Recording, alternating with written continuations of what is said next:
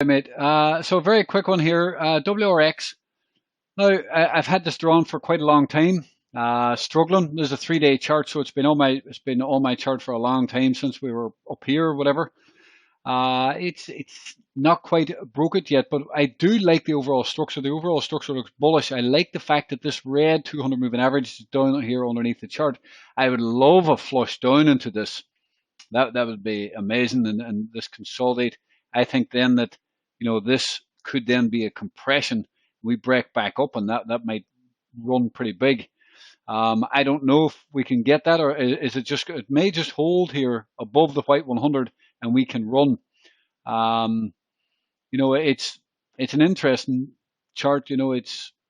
Well, it's been a bit of a nightmare to trade, to be fair. When it runs, it'll run big. The question is when.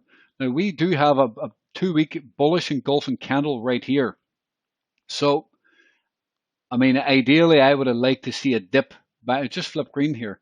Ideally, I would have liked to see a dip back down into a 38% retrace or something down on here. We didn't quite get there yet. I would like to see further downside and then look to get on board, just like we did here.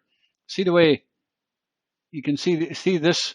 We had this bullish engulfing candle, even though there's a wick on top, but it still came down 50% of the previous candle, and that was your buy point for the move higher. That gives you a safer entry. So, if this could dip 38% or even 50% of the way down here, it would be fantastic for a buying opportunity. Even here, a big bullish candle, what happened? Well, you dipped back down into 50% of the previous candle. It gives you a good entry point for a move up. It gives you the safe entry point for a move up. So ideally, you could set your alarms for a little bit of a dip, and then it might give you, a flawless entry point if we can get that dip. But I do like the overall structure, and it should break to the upside.